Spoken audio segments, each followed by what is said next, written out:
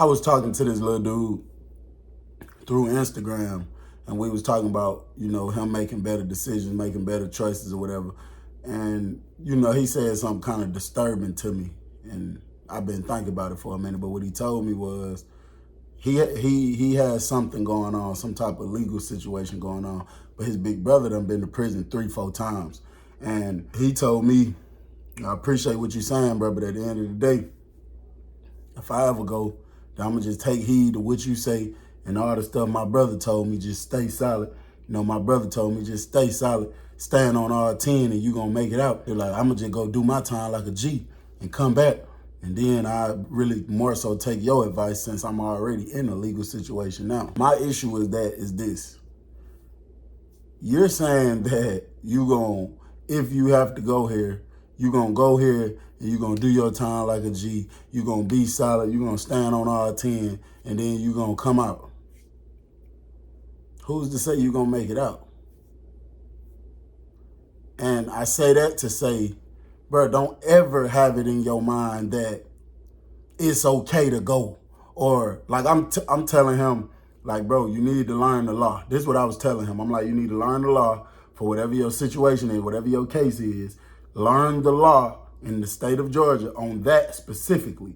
Learn all the ins and outs, all the codes, all the whatever, loopholes. You need to be looking through your paperwork and you need to study the law on that specific thing. Then you need to look up other cases from previous people with the same type of case and see what you can work. And his response to that was like, he wasn't trying to do what I was telling him. And he like, man, if I go, I'm going to just go do my time like a G and come out. How you know you going to come out, folks? How do you know that? I'm going to tell you about BJ. BJ was from like Baltimore or something like that. I'm not sure. BJ was a straight little cool dude. Now, he had a little anger issue. He used to get real mad, be ready to fight. BJ had an armed robbery. He had straight, flat 10-year sentence. By the time I met BJ, he had like 2 years left. He was expecting to go to the transitional center, but you can't go until you right at, they say 15 months, but really they let a lot of people go right at the 12-month mark. But once he reached the 13th month mark, he got caught with a phone. So, they wasn't rocking with him no more. So he had to do that whole last little year. BJ get to arguing with a dude one time about, okay, so at nighttime, you got what they call a nighttime orderly. What the nighttime orderly does, at night, they wax, strip, and buff the floor. Now, if they already stripped it, they don't got to strip the floor every night, but they might just wax it, and then once the wax dry up real good, they'll buff it so it'll have a fresh shine for the next morning. So the nighttime orderly, he does that. He get the floor nice and shiny, and he just kind of clean the dorm up, all the trash. He take it outside. He wipe off the rails with some chemicals and all that.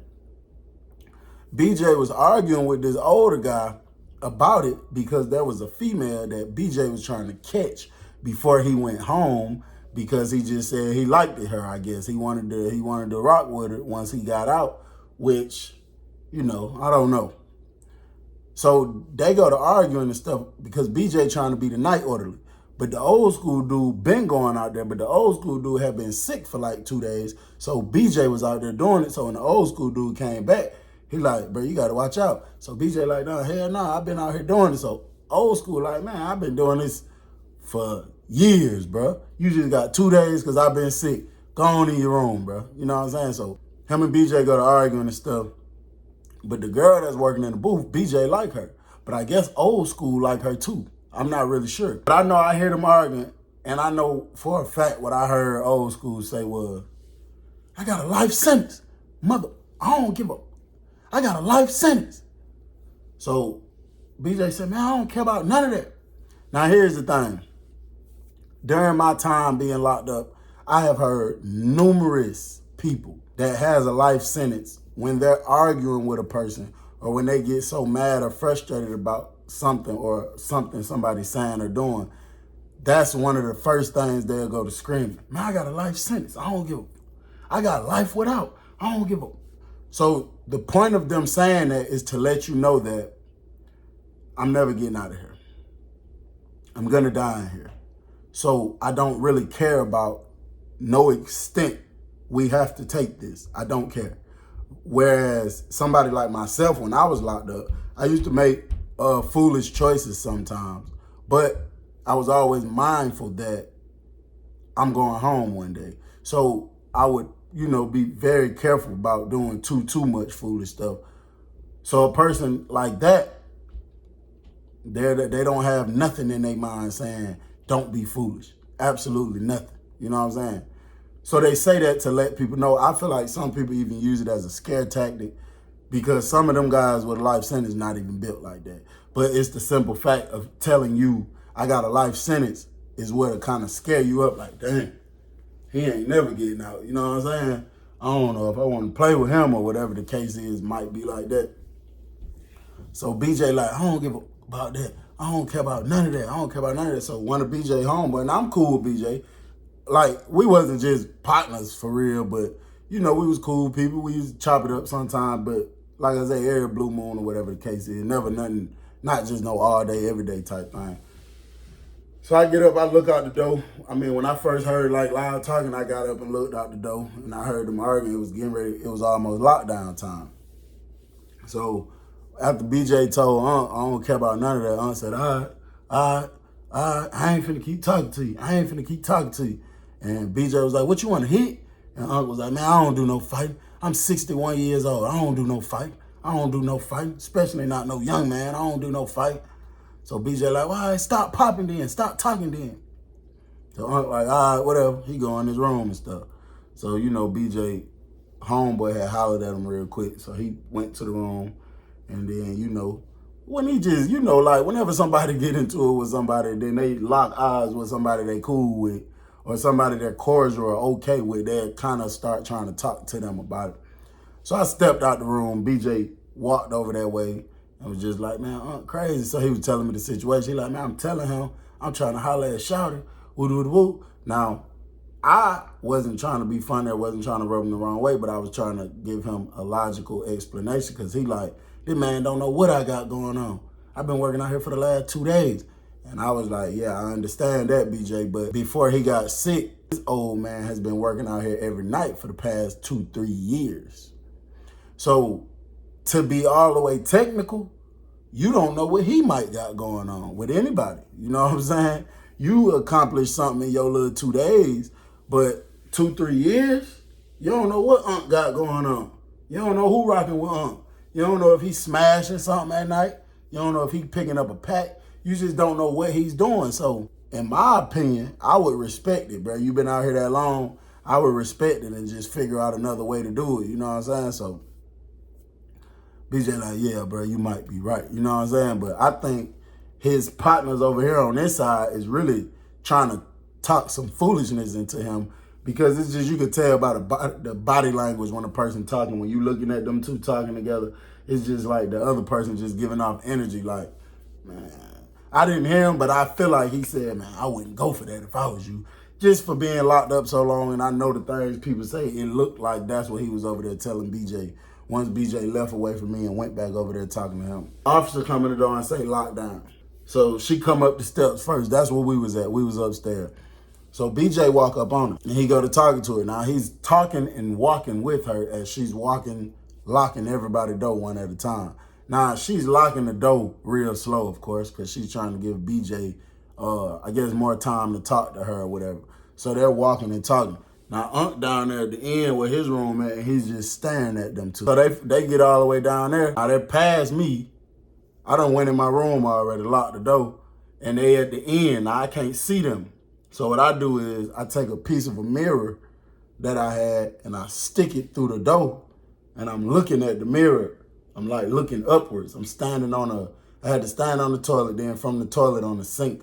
Only reason I did that is because I was very curious to see how this was finna play out. Usually I wouldn't care, that's not my business, but they both, the old man already on his end, BJ walking down there with the female. I already think old school got something going on with the female, but I don't know. I don't got no proof, but just based off the way he was responding about being out the room, I feel like he had something going on. So I stuck the mirror through the door so I could see this way. Once they got down there, it's like old school started talking to her. And I feel like, you know, BJ went to crossing his arms and stuff. And then she eventually told BJ, you got to go in the room. So BJ went in the room. He started popping out the top of the door. And he started singing a song, bro. And he was saying, first he was talking mess, talking about old school. Oh, you must have told old girl to put me back in the room. Oh, boy, that's some police type of stuff. Just talking crazy, bro. And then he went to singing a song. And he was beating on the door with it. And he was loud as hell all night. And the song went like this. The police. The police. The police. And he was beating on the door with it like, the police. The police. Okay, so he's shooting shots at the old man, basically saying he's a snitch. Saying that the old man told the girl, put him in the room, because I'm staying out here or whatever. So old school, like, hey, man, I've been locked up for so long, I don't even play games like that. I don't even play games with nobody like that. Don't play with me like that. So BJ still talking and popping. Now, you know, the only thing I didn't understand about it was, now I can't just say nothing too crazy because knowing I had a short time to go, I have done some things that was kind of foolish or that was kind of immature or that was just bold, you know, things that I should not have done, especially considering that I didn't have that much longer to go in prison.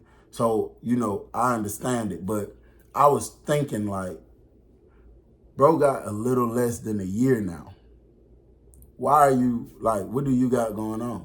You're supposed to be so laid back and kick back, chilling, not doing nothing, don't want no smoke with nobody.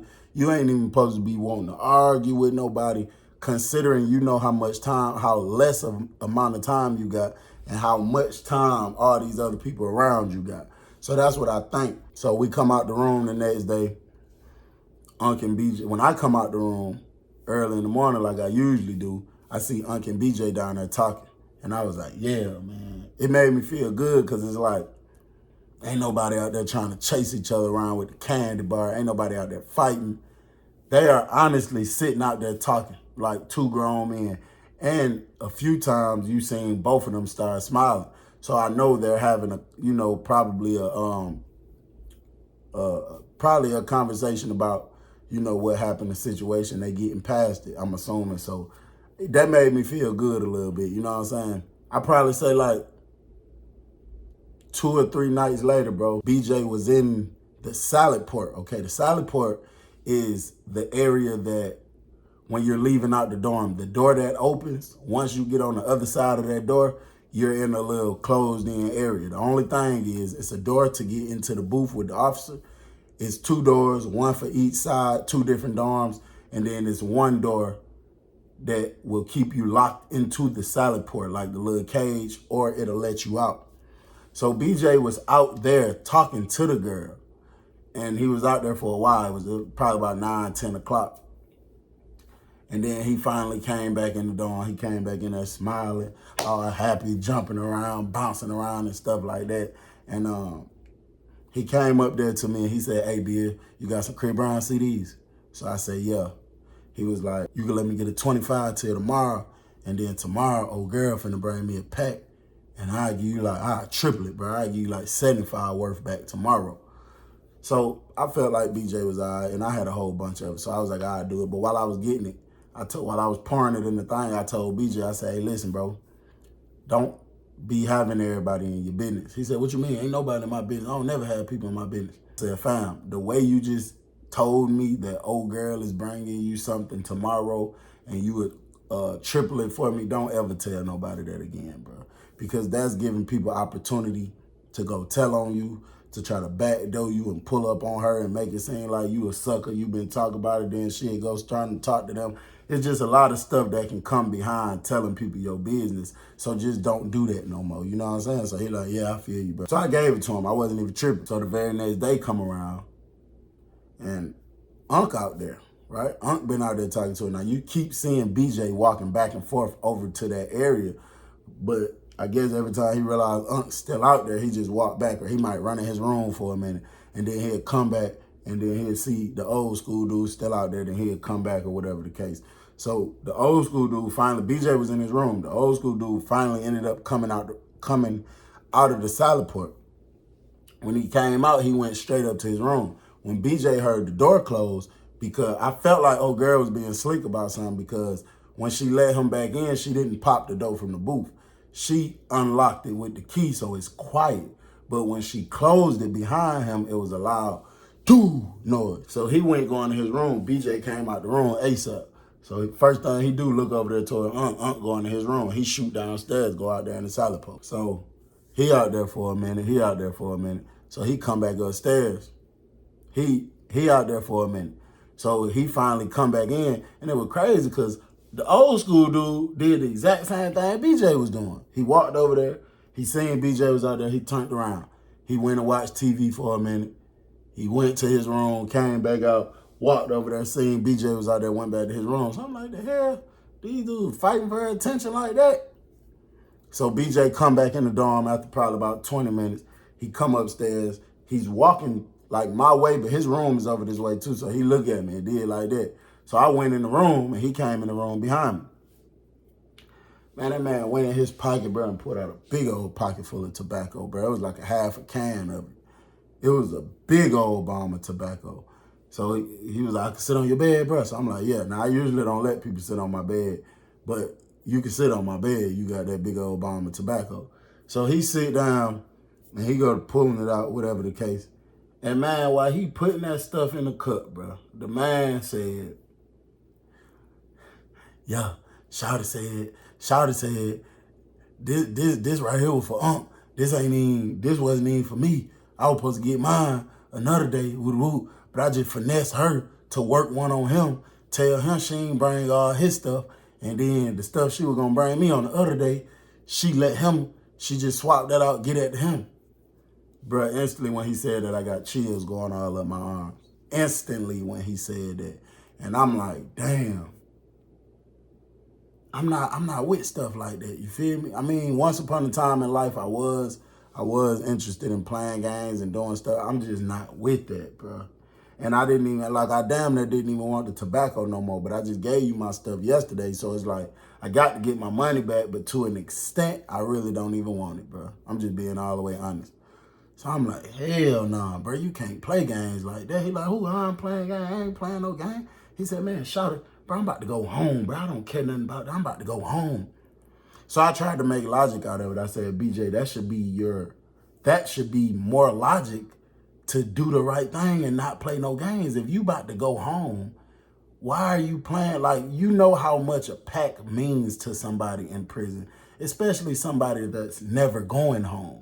You understand how much that means to a person, bro. So you shouldn't play games like that. You should just do your last little couple months, however much more you got, a little less than a year. Stay out these folks' way, bro. You know what I'm saying?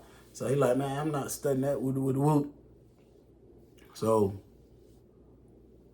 he do it. So he give me the stuff for me. Then he asked me if I had some kitchen gloves, because that's what people used to use, the gloves that the kitchen workers wear, the thin, clear glass gloves. They used to use those to put, all their product inside of it and sell it like that. So he asked me, did I have a few of them? So I told him I had charged them for some. I think he just gave me some extra Chris Brown CDs for a big old bomb of the gloves. So I gave it to him. So he went to sacking his stuff up right then and there. While he was sacking it up right then and there, you heard old school, you heard the door go pop, and then you heard old school say, BJ, BJ, BJ, BJ. Like he wasn't even giving the man time to respond. He was just screaming, BJ, BJ, BJ, BJ, BJ, BJ. Unc was mad as hell, bro. So BJ was like, you go see who that is calling me? I'm like, bro, you know who that is calling you. You know his voice just like I know his voice. So he like, see what he want real quick. Man, tell him quit making all that noise. So I kind of don't even want to, but I step out there. I'm like, Unc look straight at me. When you calling somebody's name and somebody else step out the door, they going to automatically look at you because they don't know if you coming to see what they want. So I was like, what's up, Unc? So he said, BJ in there? So I said, yeah. So, bro, he came running up the steps 2 at a time. You know what I'm saying? you know the candy bar in my pocket. I'm like, hold on now. But he go to coming up. He like, yeah, let me holler. I said, hold on real quick. Hold on real quick. So he like, what's up? I say, listen, I don't know what y'all got going on, but based off the way you were screaming his name, it makes me feel like it's some type of smoke. He said, yeah, you right, it's some type of smoke. I said, well, don't disrespect my room, bro. That's all I'm asking you. Don't even go in my room with no type of smoke. You need to just chill till he come out of there because, you know how that go. I don't want nobody in my room on no stuff like that. You feel me? To be honest, I could have let him go in there. There have been situations before where people got to fighting, starting outside my room, and it led into my room. There have been times where my roommate had somebody come in there and swing on him, and depending on what it happened about and how knowledgeable of it I am, depended on how I responded to it, if I just let them do them or if I got myself involved in it. So I could have let him go in there and handle his business, but I just didn't want to. I just wasn't feeling it, bro. I really was trying to keep the peace, bro. Trying to keep it between them. So I'm like, I'm about to tell him, holler at you or whatever. So I step back in the room. As soon as I step back in the room, I hear Unc mumbling, mother got me up, I got life. I ain't never getting out. Got me up. So BJ like, you got life. He hear him saying it. So he like, man, B, you can put this up somewhere for me. So I was like, listen, bro, I'm not about to get involved in that, bro. I'm not about to. Really, to be honest, I don't even know why I even allowed you to be in my room doing that. I feel like you were supposed to give me what you owed me and got up out of here. You're not even supposed to be in my room this long. So I'm not trying to put nothing up. You know what I'm saying? I had more than enough space to put it inside of a hiding spot. You know what I'm saying? But I just chose not to do it. The man jumped up. The ones that he had already tied up in the glove, he jumped up, stuck them in his pocket, and went out the door. It's still a pile of tobacco sitting on this on the metal part of the bed. What he did was on the bunk, he pulled the mat back, and he was sitting on top of the mat. He was breaking it down on the metal part of the bed. So it's still a bunch of it just sitting right there. So I'm like, man, so I'm calling his name, but he's going out the door. So when he get out there, him and Unc go to arguing instantly because Unc like, man, you got my stuff. So he like, man, I ain't got your stuff. I sent old girl some money. She told me she bring me stuff. He like, no, you got my stuff because I got half of it. I was supposed to run back and get the other half. She told me she got it mixed up and gave it to you. And I feel like she lying. Man, you got my stuff. Come on with my stuff, bro. Come on with my stuff. But he's not saying that. You know, he's real life cussing. He mad. So BJ like, man, I ain't got, you better go holler at her. So Unc like, all right, come on down here to the booth right now. Come on down here to the booth. I'm about to show you got my stuff. So he's walking down. He walked away from BJ, walked downstairs, and go over there towards the control booth. Old girl sitting inside the booth. Old school like, man, come here, man. Come here. I'm trying to tell you, you got my stuff. Come here. And it's, to me, I think it's so foolish because they were so loud, bro. They were so loud throughout the whole dorm. So it's like everybody that did not know what was going on, everybody that had no idea that that girl was bringing stuff in, now they knew. Now they knew because this old dude and this younger guy named BJ was just sitting here arguing about it. And now the whole dorm know. Now the girl in there embarrassed. I think she even started crying. So he telling BJ, man, come here, bro. So BJ like, man, I'm not studying that, man. I'm not. Come on, man. Quit making the scene, bro. If she told you she just gave you half of it, you gonna get the other half, bro. That ain't got nothing to do with what I got. You know what I'm saying? Stuff like that. So old school like, bro, I don't want to hear that, bro. She brought the whole thing for me. She gave me half of it. I was supposed to go get the other half. And she said she gave it to you by accident. She had something mixed up. Bro, give me my stuff, bro. And you talk to her and deal with how the rest of that stuff gonna work out. So BJ like, bro, I'm not, hell no. You know what I'm saying? So they got back in each other's face. Old school ran up there, got back up in each other's face. And he keeps screaming to BJ, I got life. I got life.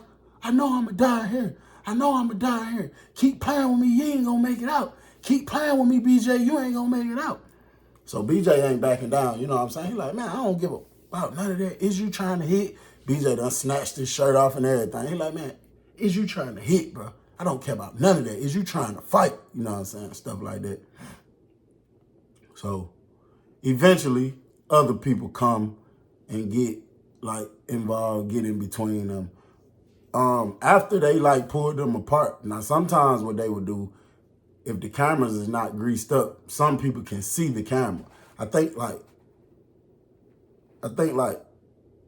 the warden over the security can see the cameras from his cell phone, laptop, whatever. So he had a few officers come down there and come in the door like, y'all straight, y'all all right here? So I know they probably seen them getting in each other's face on the camera and stuff like that. So everybody like, yeah, we straight. Woo.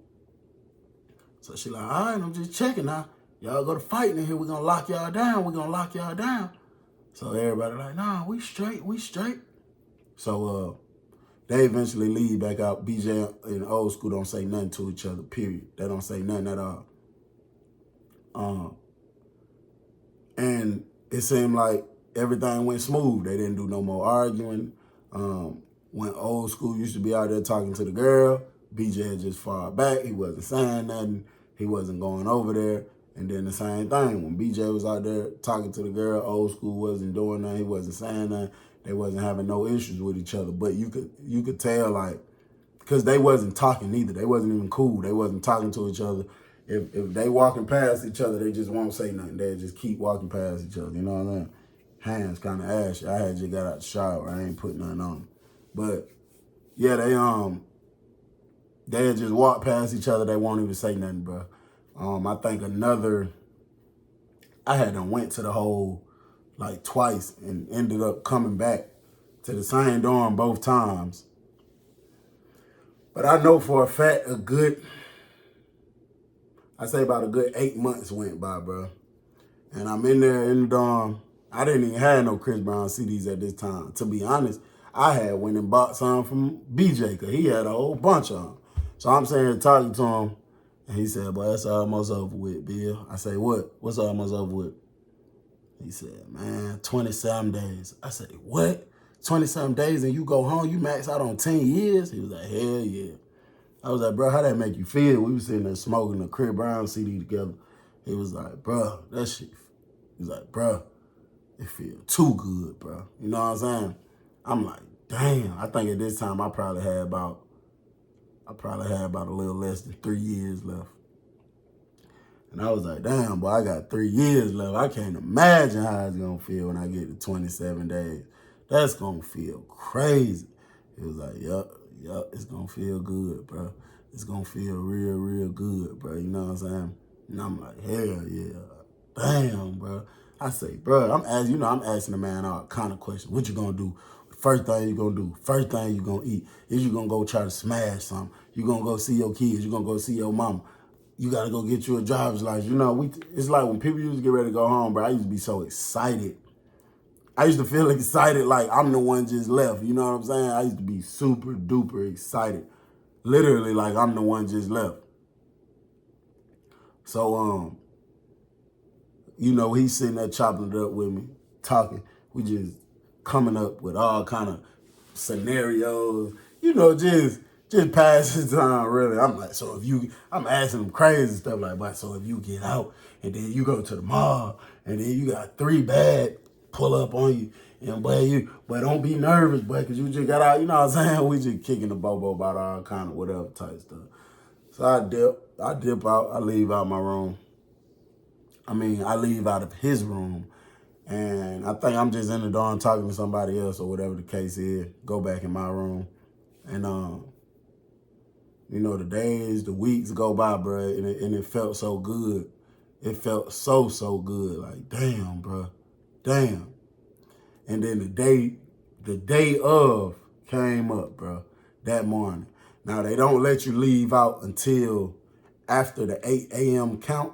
So most of the time, once it clear, which could be anywhere between 30 minutes and an hour, or 2 hours if they mess up their count.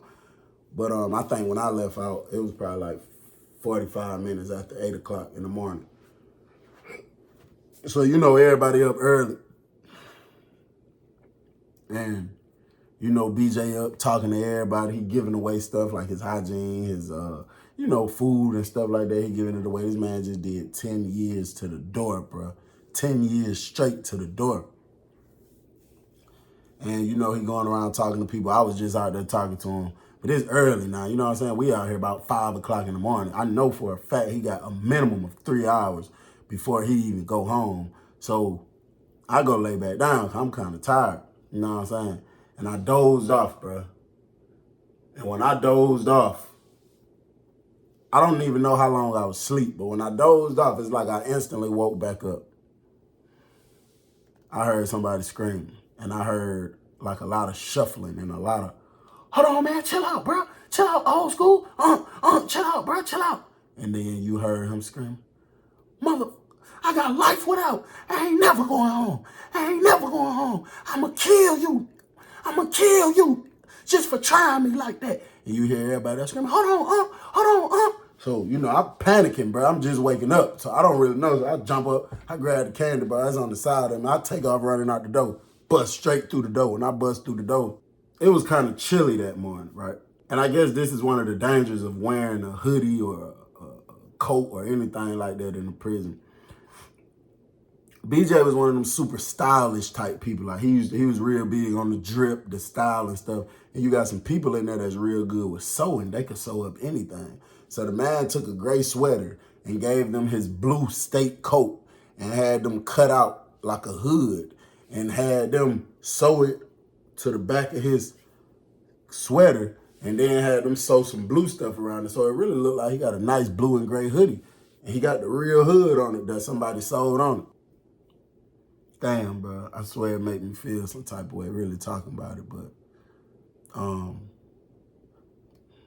when I came out the room, bro, I seen BJ running. BJ was running. The old school dude had BJ by the hood. The parts of the sweater that was gray, it was all like burgundy color. It was all saturated in his own blood. BJ was screaming loud, and the people that were screaming, hold on, they was all like surrounding them while BJ running, chasing them, but you know, they backing up too, because got this file, but it's like they kind of running up towards in an attempt to grab him or stop him or something like that. But when he hitting BJ with the candy bar like this, and then, you know, people come running up, and he like, man, watch out. And he turned to them, you know, everybody jumped back. You know, bro, BJ really was kind of trapped, bro, because he had him by the back of the coat on that hood part, bro. And I looked down over there at my homeboy. My homeboy was standing there with his candy bar in his hand. He had his out in his hand. I had mine too. He looked at me. And it's just the look in his eyes, bro. It was like a disgusted / sad type of look, bro. It was, you know, I feel like the same type of look I felt, you know what I'm saying? He looked at me and was like, man, what's up? You know what I'm saying? Like about getting involved in it. So I ran over there to him while Unc still hitting him. It's like these guys down here acting like they scared to, you know what I'm saying, to do something about it, bro. I mean, I know you mind your business, but damn, bro, this man about to go home, you know what I'm saying? And I ran down there to bro. I said, man, let's go get him up off on. We ain't got to bust him or nothing, but let's just go make him stop real quick. So me and Fonum take off running down the stairs. When we got down the stairs, me and bro run towards the situation. I come running from the right, he come running from the left. So when old school raised the fire up at somebody else and was like, watch out. This one, my guy, was running up towards Unc and was like, let him go. So old school kind of turned with BJ like this, but I'm looking at BJ as I'm running up. Now, bro, it's like he's getting, you know, he's getting like woozy. Like at first he had all the energy trying to do like that. He was even swinging a little bit at first. Now it's like he ain't even got no energy. It's like the motion from Unc moving his coat around like this is what's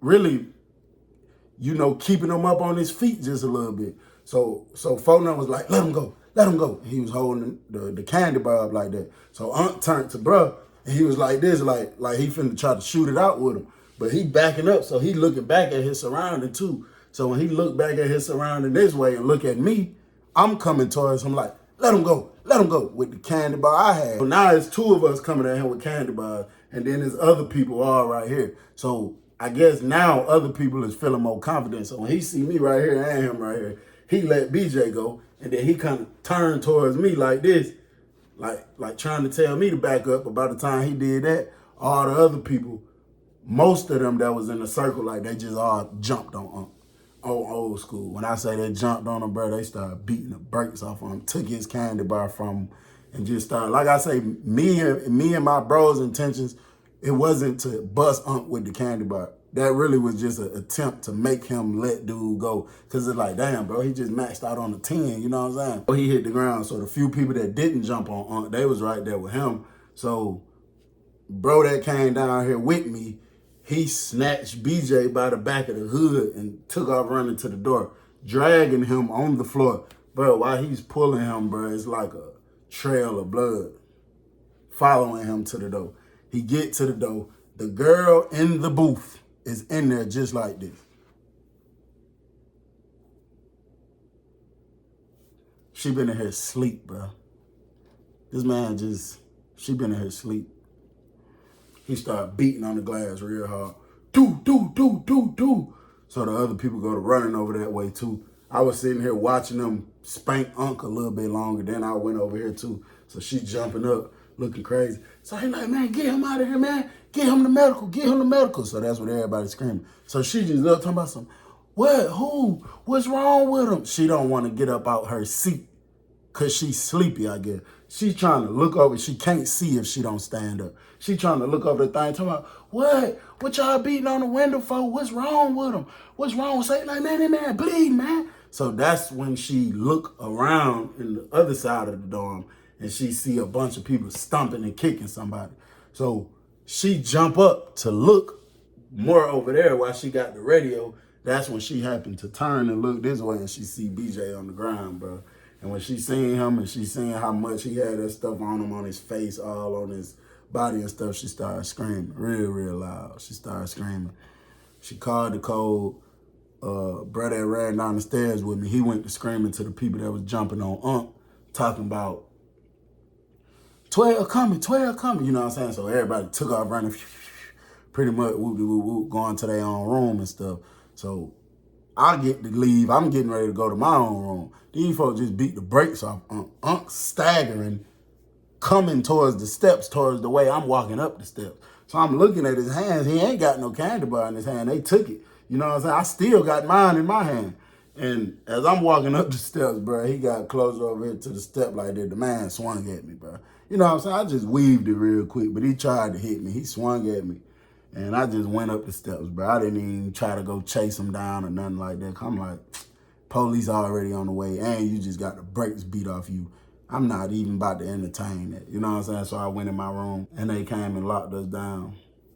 When the lieutenant locked us down, she came back, pulled out me, brother that ran down the stairs with me, and a couple more people that jumped on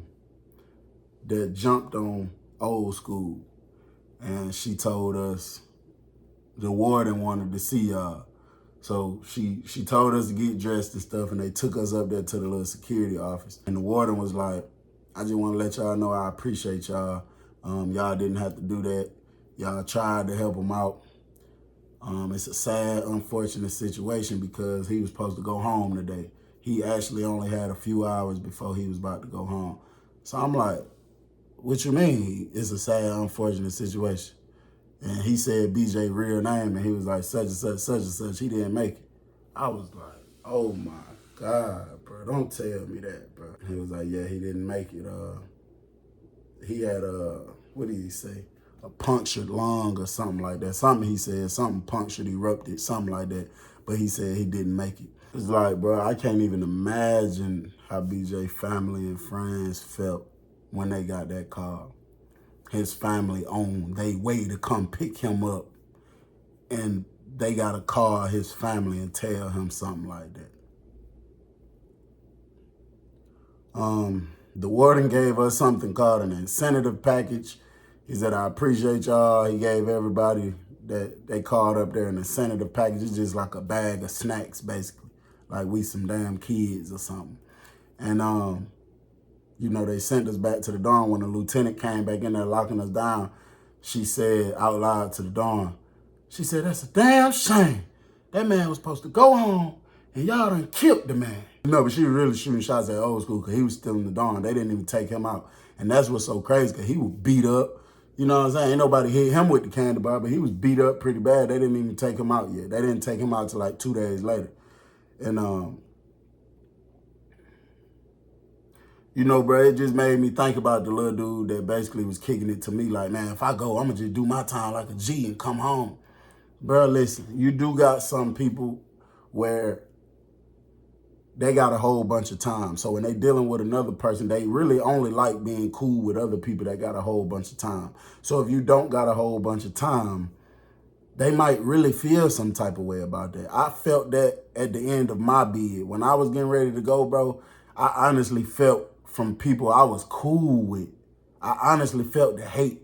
I felt how uncomfortable the idea of me going home in a couple months would make them. I seen a little fake wannabe jokes, but this really the truth. This really how I feel. I seen and felt all that. So what I did, I made it my business to kind of stop going around them. And when I am around them, I make it my business not to even speak about time. I don't even talk. I talk about prison stuff when I'm around them. I don't even talk about, yeah, but when I get out in 2 months, I'm not even finna do that around a person I know got life without the possibility of parole, because I don't care how cool we are. I don't care what principles or morals we supposed to stand on as men. If you kill me right now, you're not making your situation really no worse. You still gonna have to be in prison. You're gonna go on lockdown by yourself for a couple years, but after that, you coming back out. I'm gonna be dead. I ain't coming back out of nothing. So I used to, you know, be very mindful of that. And like I say, man, you got people that's very, very, very jealous of that. So to the youth, bro, to the early adults, don't ever in your mind say, well, I'm going to just do this and do that and do that. And if I get caught up and got to go do a year or two, I'm going to just do my little bid and come back home. Bro, you might not make it out, folks. That's all I'm going to tell you. You might not make it out, bro. You see what I'm saying? Do not remove yourself from the possibility of going there altogether. Don't say, I'm going to do this and come back, or I'm going to run it up. You don't know what you're going to do. You might think you finna go home walking out the door and get attacked by an old man that been holding a grudge on you from something you did 7, 8 months ago. Or you might not have did nothing. It might just be somebody in their feelings because you finna go home and they don't want to see you go home. So my best advice is don't go. Make money, not excuses. Do not put yourself in situations to be housed in nobody's prison. Just don't do it, bro. I know the fast money feel good. I know it. I understand that thrill. Bro, go to work. If you feel like you don't want to work for nobody, entrepreneurship. Learn how to start your own business or something. I'm telling you, bro, that's one of the most saddest, I think that's one of the most terrifying situations. Like, can you imagine driving to go pick up your son, your brother, your nephew, your cousin from prison after 10 long years? You probably done bought the man clothes, you excited.